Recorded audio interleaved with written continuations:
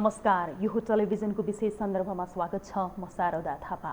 यति बेला गठबन्धनको सरकार रहेको छ र गठबन्धन सरकारले अघिल्लो सरकारले गरेका केही कामहरूलाई चाहिँ उल्टाउने काम पनि गरिरहेको छ। कतिपयको प्रशंसा भइरहेको छ भने कतिपयको चर्चा परिचर्चा भइरहेको छ र कतिपयको विरोध पनि भइरहेको छ। यही बीचमा केपी ओली सरकारले भूमि सम्बन्धी समस्या समाधान गर्नको लागि गठन गरेको भूमि सम्बन्धी समस्या समाधान आयोगलाई देउबा नेतृत्वको सरकारले खारेज गरिदिएको छ। त्यसपछि प्रतिपक्षीहरू यति बेला विरोधमा उत्रिएका छन्, जसको बारेमा कुराकानी गर्नको लागि आज हामीसँग विशेष सन्दर्भमा हुनुहुन्छ नेकपा एमालेका नेता तथा भूमि सम्बन्धी समस्या समाधान आयोगका पूर्व अध्यक्ष भनौँ या उहाँलाई अध्यक्ष भनौँ, किनभने उहाँले पत्र प्राप्त भइसकेको छैन भनिसक्नु भएको छ। अध्यक्ष हुनुहुन्छ हामीसँग देवी गेवाली। हामी उहाँसँग कुराकानी गर्दैछौँ। यहाँलाई स्वागत छ कार्यक्रममा। हजुर, धन्यवाद। अब जस्तो भूमि सम्बन्धी समस्या समाधान गर्नको लागि सरकारले आयोग त गठन गर्यो अघिल्लो केपी ओली सरकारले, तर 14 महिना नपुग्दै गठबन्धनको सरकार देउबा नेतृत्वको सरकारले खारेज गरिदियो। अब तपाईँले गर्नुभएको काम चाहिँ बालुवा पानी हाले सरह भयो कि भएन?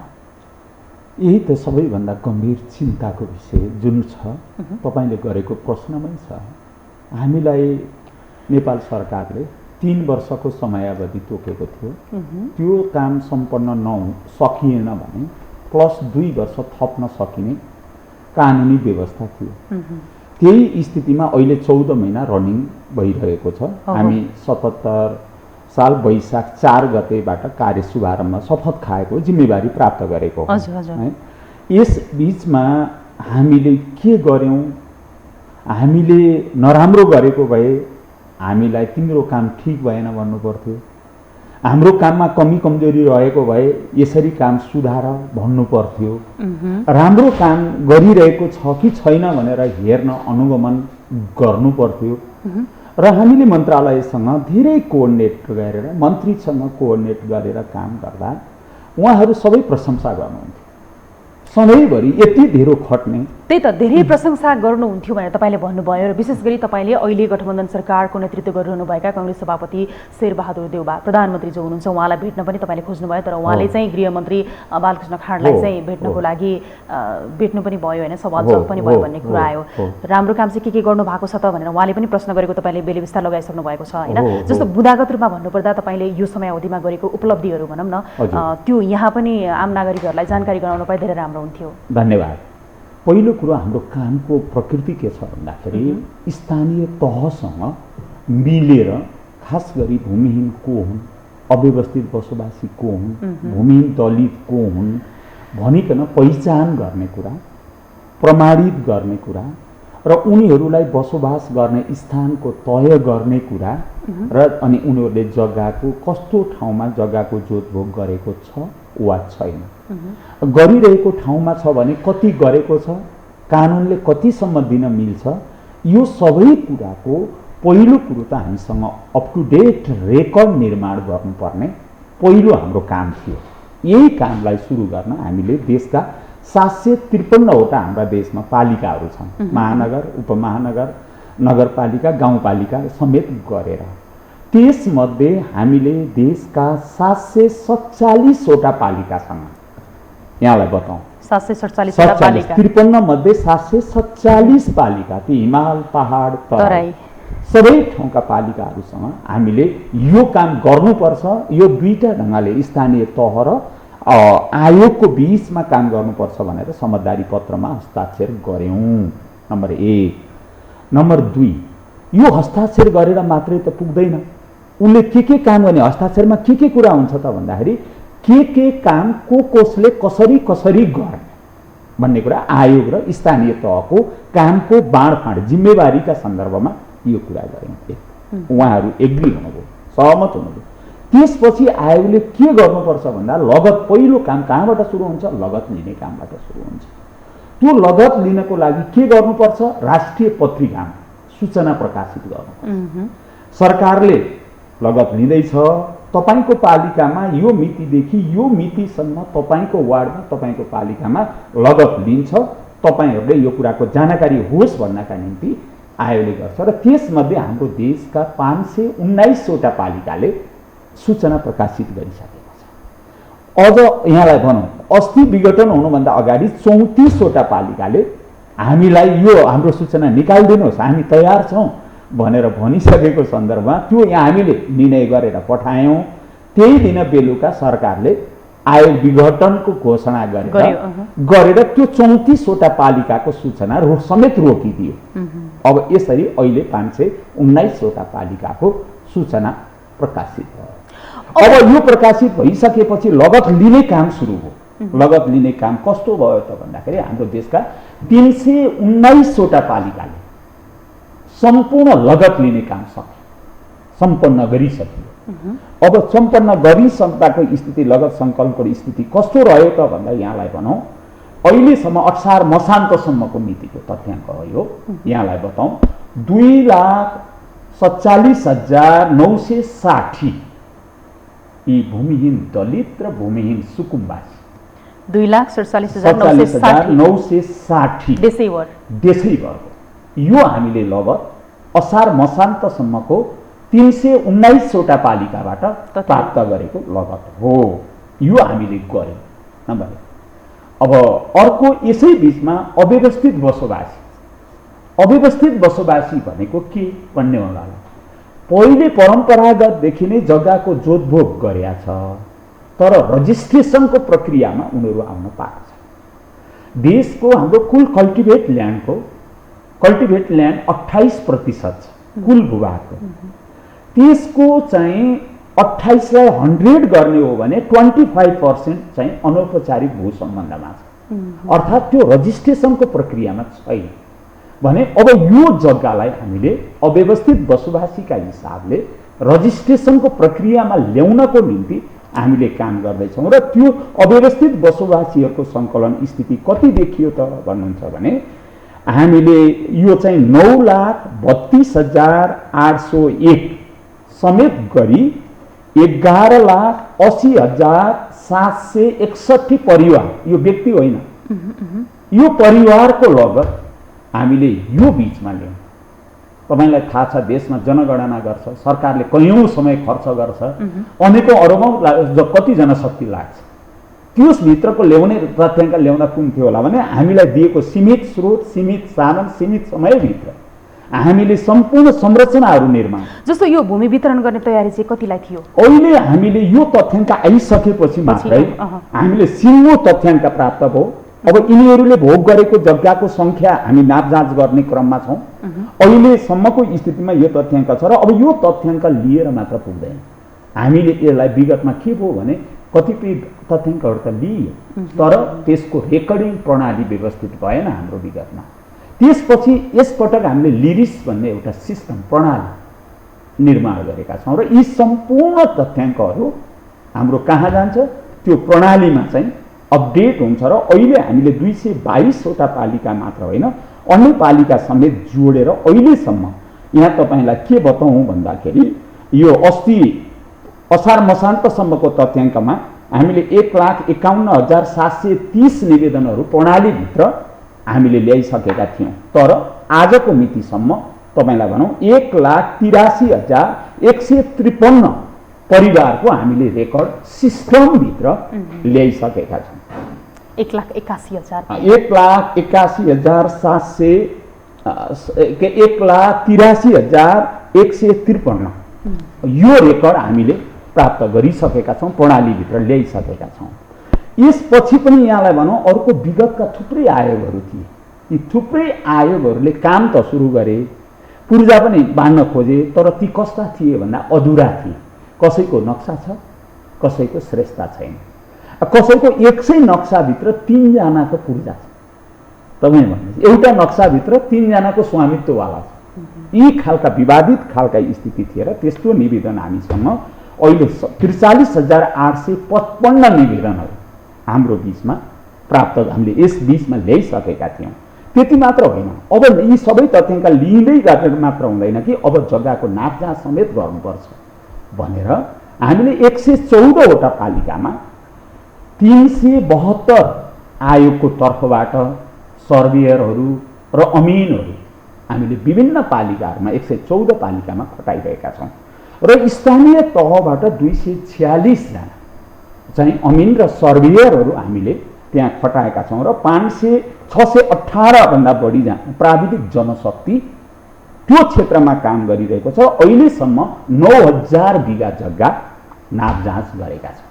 अब यो जग्गाको नापजाँच हुन्छ, प्रमाणित हुन्छ, पालिकाले प्रमाणित गर्छ, अनि त्यो लिस्ट हाम्रो जिल्ला समितिमा आउँछ। जिल्ला समितिले अनि नाप नक्सा सबै कुरा गरिसकेपछि अनि श्रेष्ठता मालपोतमा राख्न लगाइन्छ, अनि नक्सा नापी कार्यालयमा राखिन्छ। जब नक्सा पनि ठिक हुन्छ, श्रेष्ठता पनि ठिक हुन्छ, जब नक्सा र श्रेष्ठता तयार गरिसकेपछि त्यो पूर्जा अनि त्यसपछि पूर्जा बन्छ, अनि त्यो पूर्जा बनिसकेपछि पूर्जा हामीले सम्बन्धित पालिकालाई हस्तान्तरण गर्छौँ। बाँड्ने काम चाहिँ फेरि पालिकाकै हामीले तयार गरिदिन्छौँ।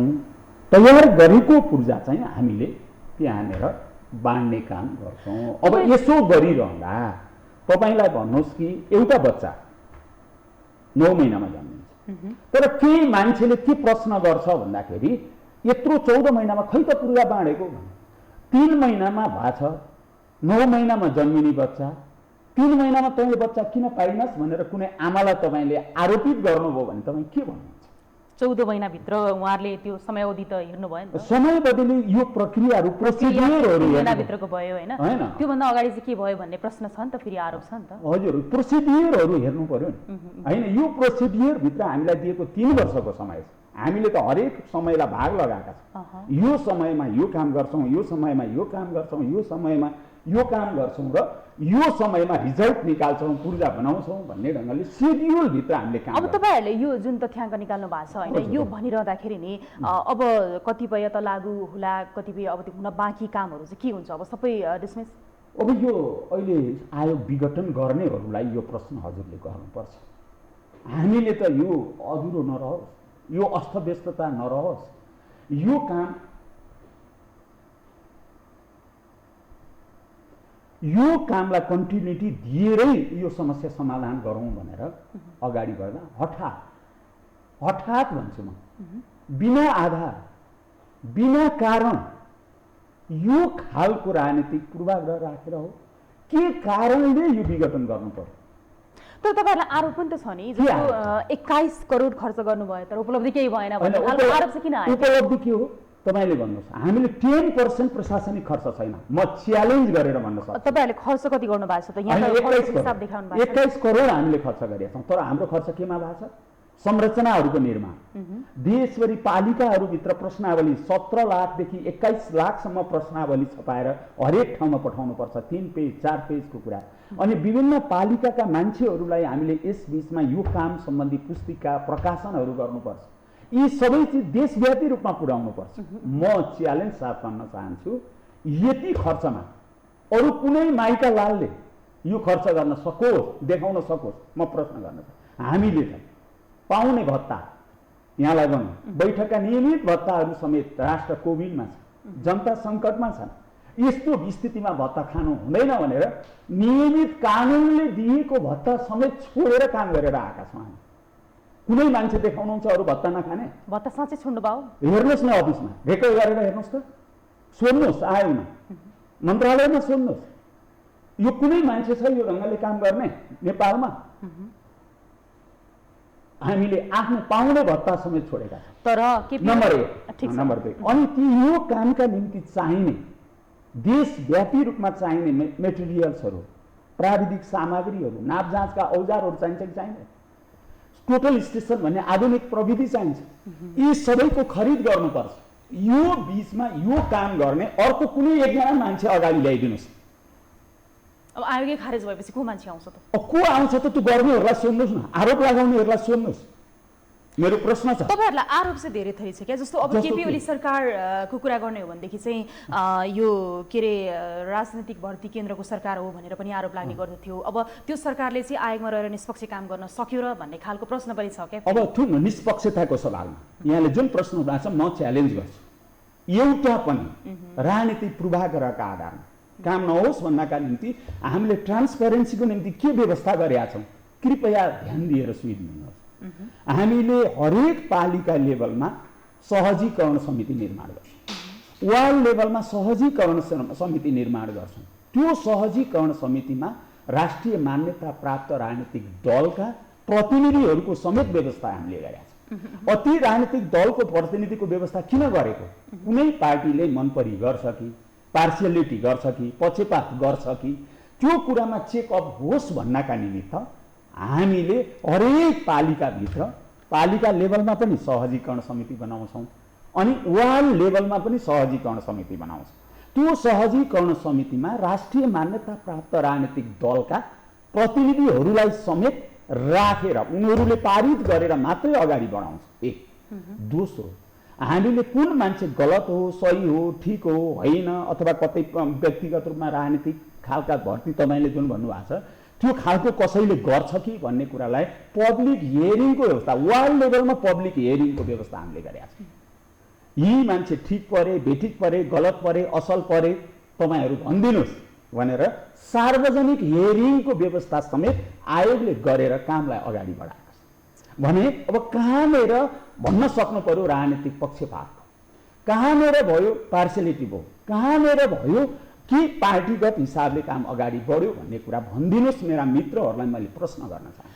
तर अब विगतमा पनि छ नि, आयोगले चाहिँ कार्यकर्ताहरूलाई मात्रै भूमि चाहिँ उपलब्ध गराएको, जो साँच्चै नै वास्तविक भूमिहीन हो उसलाई चाहिँ नगराइकन चाहिँ राजनीतिक प्रतिशोध पनि साधेको छ भन्ने खालको कुराहरू पनि आएको छ के? अब यसमा चाहिँ तपाईँहरू कतिको निष्पक्ष हुनुहुन्थ्यो? होइन, त्यसैले त मैले भने हामीले गर्दा पहिलो सुकुम्बासी भनेको परिभाषा तय गरेका छ। यहाँ मेरो मान्छे पर्छ कि पर्दैन, मेरो बाउ दाई काका जोसुकै, त्यो परिभाषाभित्र पहिलो कुरो सुकुम्बासी भनेको के, त्यसको परिभाषा हामीले कानुनमा व्यवस्था गरेका छौँ। यसबाट जो आफ्नो वा आफ्नो परिवारको नाममा नेपाल राज्यभर कुनै पनि जग्गा जमिन छैन वा आफ्नो सामर्थ्यले बसोबासको व्यवस्थापन गर्न सक्दैन, त्यो मान्छे सुकुम्बासी हो भनेर कानुनले परिभाषित ऐनले व्यवस्था गरेका छ। अब यो मान्छे ठिक हो कि होइन, ढाँट्यो कि छल्यो कि, अब यो देश त सानो छ, ताप्लेजुङ छ, कञ्चनपुर छ, कुनै मान्छे कञ्चनपुरमा गएर भन्यो म सुकुम्बासी हो, कहाँको? ताप्लेजुङको। ताप्लेजुङको मान्छेले त्यहाँ गएर यो कसरी बुझ्ने भन्ने खालको प्रश्न हुन्थ्यो होला। यसपटक अहिले हाम्रो भूमि प्रशासनभित्र LIMBS भन्ने एउटा सिस्टम छ, प्रणाली।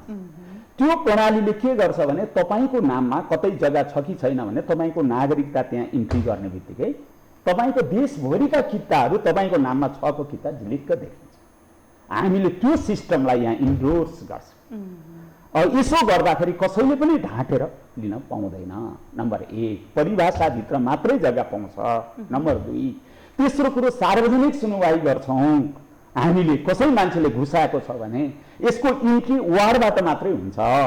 अर्को कुरा कसैले ढाँट्यो छल्यो भने कानुनी रूपले दण्डको व्यवस्था गरेको छ। के छ त दण्डको व्यवस्था?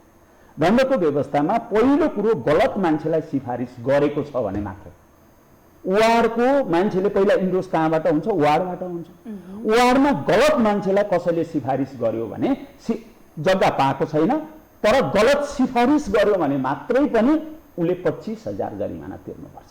नम्बर 1, मानव आयोगलाई पनि झुक्कायो, पालिकालाई पनि झुक्कायो, वार्डलाई पनि झुक्कायो र झुक्किएर कसैले जग्गा प्राप्त गर्यो भने थाहा हुँदाका बखत त्यो जग्गा सरकारले जफ्त गर्छ।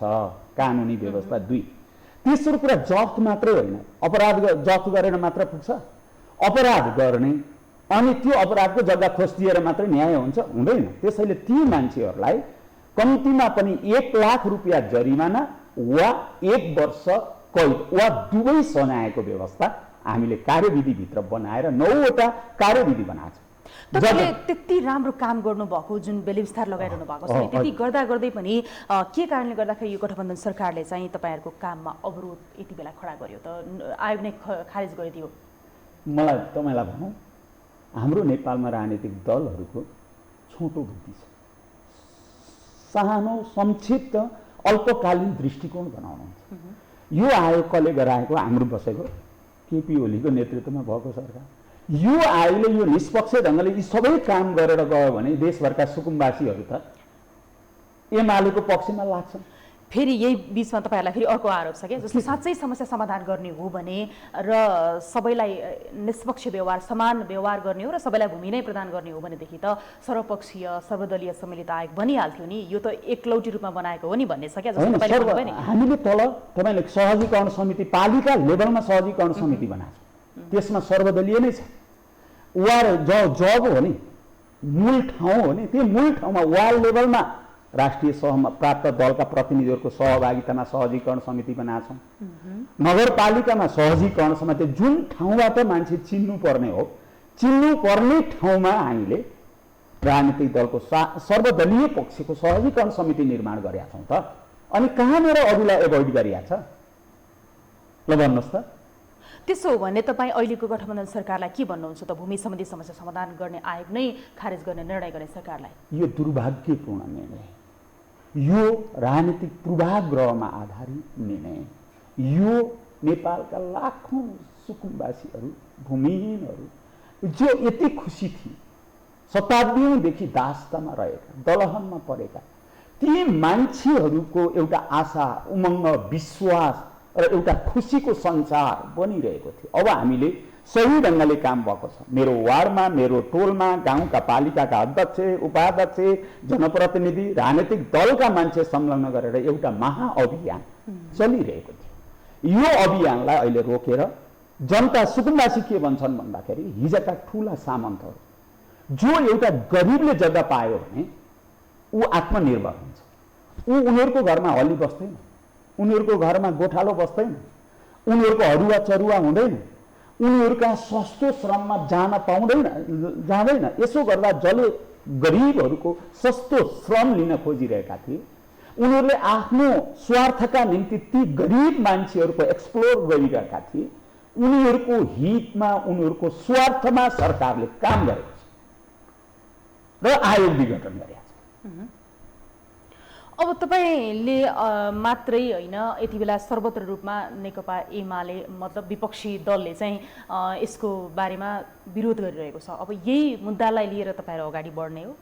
मुद्दा भने जनताको, जनता हो नि जनार्दन, फैसलाकर्ता त जनता। अहिलेका साथीहरू जनताबाट कति आएका थिए थाहा छैन हैन, कुन तरिकाले आउनु भएको छ भन्दा त भन्नै पर्यो नि। अदालतले परमादेश दिएर मन्त्री बन्या हो, त्यो त बाध्य बनाइयो नि त, अनि मान्न पर्यो, बाध्यता हुनु पर्यो। जनताबाट निर्वाचित भए त 21 सीट वाला प्रधानमन्त्री बनेको छ। तपाईलाई भनौँ, यो त तपाईँ हामीले देखेका छौँ नि, 21 सीट संसदमा संख्या गन्दाखेरि 2 जना 23 हो, 2 जना कारबाहीमा परिया छन्। बाँकी रहेका 21 सीट यो देशको यत्रो ठुलो संसदभित्रको प्रधानमन्त्री बनेका छ। कसले बनाइदिएछ? अदालतले बनाइदिएछ। तपाईँ हामीले देखिसकेका छौँ। अब यो स्थितिमा हामी के चाहन्छौँ भन्दाखेरि यो त सधैँ त हुँदैन होला, एउटा मागले त जाडो जाँदैन होला, फेरि जनतामा जानुपर्छ होला नि। फेरि 5 वर्षमा के चुनाव नगर्ने? हुन त 30 वर्षसम्म निर्वाचनै नगरी अध्यक्ष भएका मान्छे पनि गठबन्धनमा छन्।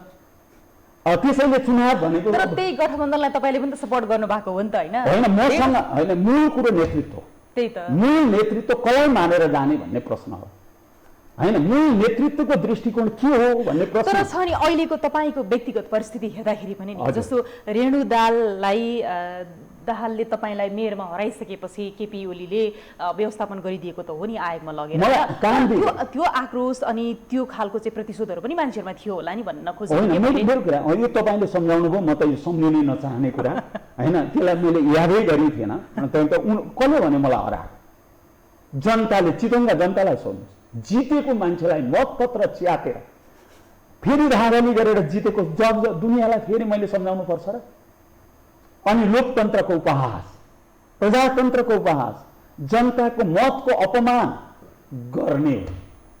अहिले त्यहाँ पनि मलाई लखेटे मतपत्र च्यातेर। अहिले यो काम यति राम्रो काम गर्दा नि यही गठबन्धनले मलाई लखेटिरहेको छ। त्यही त, तपाईलाई लखेटिरहेको छ। अर्को कुरा चाहिँ जस्तो तपाईले गृहमन्त्रीसँग पनि भेटघाट गर्नुभयो नि, हैन? त्यति बेला तपाईहरुको सवाल जवाफ के भएको थियो? उहाँले तपाईलाई के भन्नुभयो? मैले राम्रो काम गरेँ भन्दाखेरि पनि हैन, उहाँले त प्रशंसा, यति राम्रो काम गर्नुभएको छ भने, तर व्यवहारमा त यही त छ। नेपालको राजनीतिक कुरा, राम्रो काम कसले गर्यो भने यो त तपाईलाई के मल्ल सतीले सराबेको देश भनेर भनिन्छ हाम्रो देशको इतिहासमा। भोटसँग व्यापार गर्दा नेपालको इज्जतलाई हुर्काएका मल्ल उनलाई चाहिँ गलत रिपोर्टका आधारमा सजाय दिइएको नि नेपाल। भीमसेन थापालाई गलत आरोपमा चाहिँ सेरिन बाध्य पारेको नेपाल। यही नेपाल होइन र? यही हामी यही देशका नागरिक भनेर मैले जितेको मान्छेलाई हराएर आफ्ना छोरीहरूलाई मेयर घोषित गरेको देश नेपाल।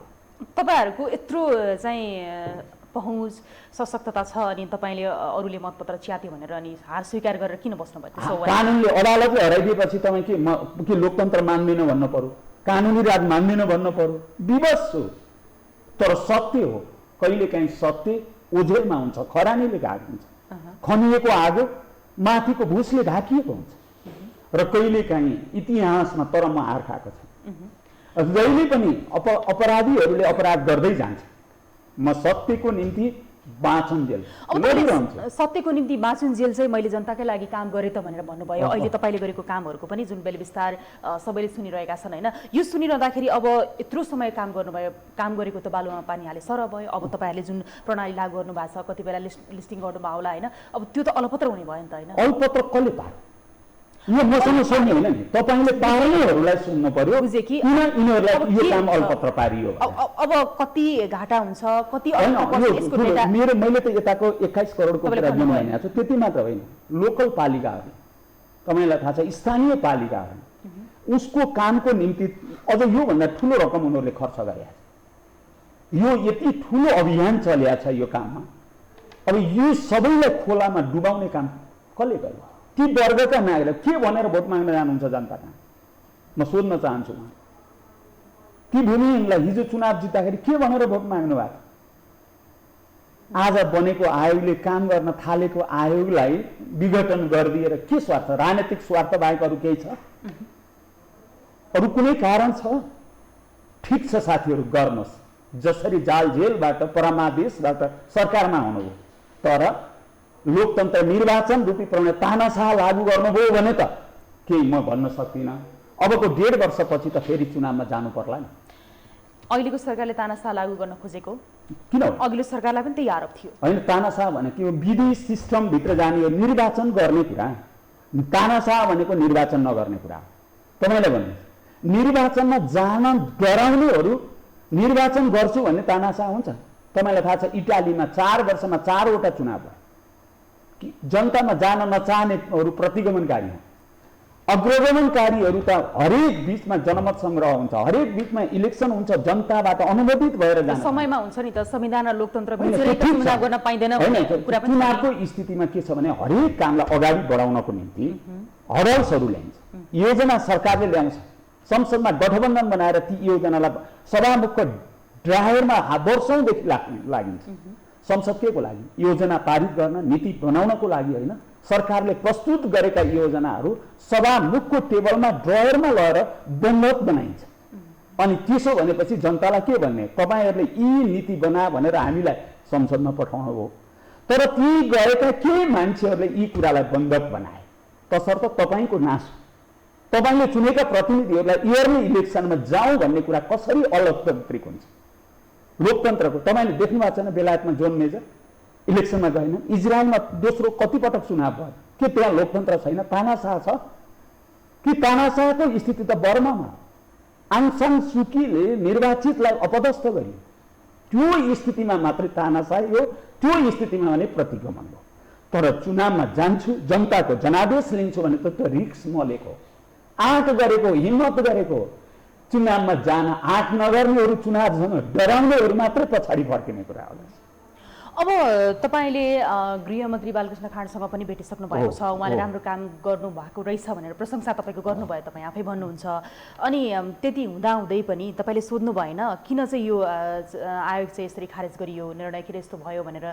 उहाँले के जवाफ दिनुभयो? खारेज भइसकेको थिएन होइन, तर अहिले भयो। त्यसपछि मेरो आयोगको खारेज भइसके अस्ति नै भेट भएको छैन। त्यसपछि मेरो भेट भएको छैन। मेरो त चाहना प्रधानमन्त्रीसँगै सोध्न मन छ, उहाँसँग नै भेट्न मन छ होइन। मैले देशका अरू नेताहरूलाई नै भेटेर सोध्न मन छ, तर उहाँहरू हामीलाई भेट्न चाहनुहुन्न।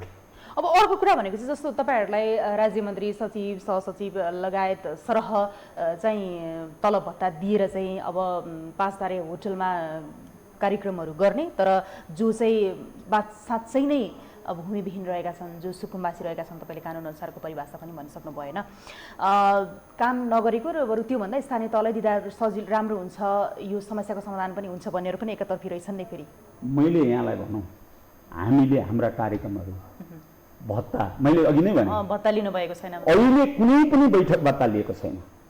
यो टिमले अरू कसैले लिएको छ सोध्नु, यहाँ आउने मन्त्री, यहाँ आउने सांसद, यहाँ आउने आयोगका अरू मान्छेलाई सोध्नुहोस् लिएको छ कि छैन। नलिने घोषणा गर्ने यही कोभिडमा मन्त्रीहरू सांसदहरूले कोभिड कोषमा पैसा सबै राख्न सकेन। हामीले एक महिनाको त त्यसभित्र हालेका छौँ। अब अर्को कुरा, हामीले हाम्रा कार्यक्रम बस्तीहरूमा गरेका छौँ, उनीहरूका टोल छिमेकमा गरेका छौँ।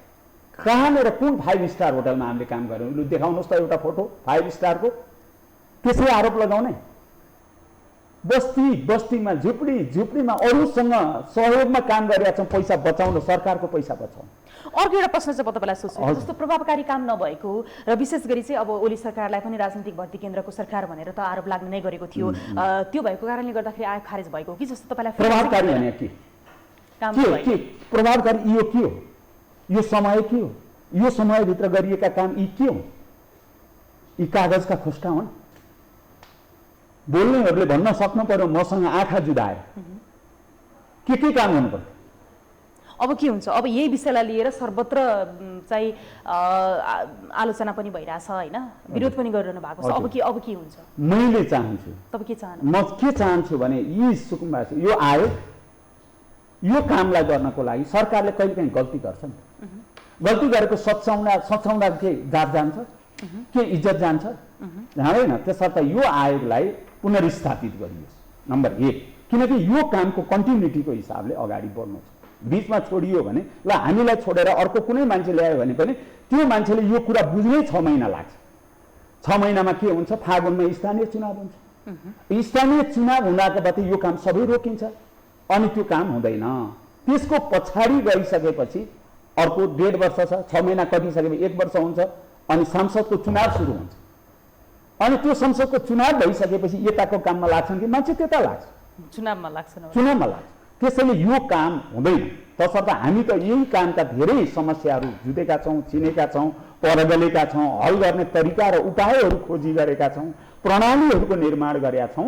त्यसैले यो कामलाई के वर्गको हितलाई काम गर्ने हो भने सरकारले कुनै आग्रह छैन। कहिलेकाहीँ गल्ती हुन्छ होइन, मान्छेहरूबाट त गल्ती हुन्छ नि, त्यो गल्तीलाई सचिएर उहाँहरू आउनु पर्यो। अर्को कुरा भनेको चाहिँ जस्तो अब तपाईँहरूले जब आयोग गठन भइसकेपछि तपाईँहरू आउनुभयो होइन, त्यति बेला तपाईँहरूले नक्सा लिने काम, त्यसै गरी चाहिँ निवेदन लिने कामहरू जुन गर्नुभयो, अब तलपत्र पर्यो होइन। अब के भन्नुहुन्छ यो विषयमा चाहिँ? होइन, यस्तो यो दुर्भाग्यपूर्ण कुरा भयो। कसले बुद्धि सिकायो होइन? उहाँहरूको पनि त्यो खाले यस्तो परिणाम बाहिर यस्तो प्रतिक्रिया आउँछ भनेको भए सायद नगर्नुहुन्थ्यो कि होइन। तर म एकपटक के हुन्छ भने यो कामलाई कन्टिन्युटी। अब फेरि यो आयोग बनेर अरू कसैलाई चाहिँ काम गर्नको लागि जिम्मेवारी दियो भने पनि तपाईँहरू खुसी त खुसी नै होइन। कामको कुराले उहाँहरूलाई खुसी के हुने? रिजल्ट ल्याउन उहाँहरूलाई पनि 6 महिना सिक्न लाग्छ, 6 महिनापछि चुनाव हुन्छ अनि त्यसले गर्दा परिणाम आफै निरन्तरता चाहनुहुन्छ होइन। मैले चाहने भन्दा नि जनताको कामलाई हिसाब गर्दाखेरि निरन्तरता दिनुपर्छ भन्ने मेरो भनाइ। यहाँलाई समय र विचारको लागि धेरै धेरै धन्यवाद। हजुर धन्यवाद। दर्शकवृन्द, हामी यति बेलासम्म यो टेलिभिजनको विशेष सन्दर्भमा कुराकानी गरिरहेका सम्बन्धी समस्या समाधान गर्नको लागि बनेको आयोग यति बेला सरकारले खारेज गरिदिइसकेपछि भएको विवाद अनि त्यसै गरी चाहिँ आलोचनाको विषयमा अध्यक्ष तथा नेकपा एमालेका नेता जो चाहिँ भूमि सम्बन्धी समस्या समाधान आयोगका अध्यक्ष पनि हुनुहुन्थ्यो र नेकपा एमालेका नेता देवी गेवालीसँग कुराकानी गऱ्यौँ। यिनै कुराकानीसँगै आजको लागि यो टेलिभिजनको विशेष सन्दर्भको समय सकियो। यो टेलिभिजन हेर्दै गर्नुहोला। शारदा थापा बिदा हुन्छु। नमस्कार।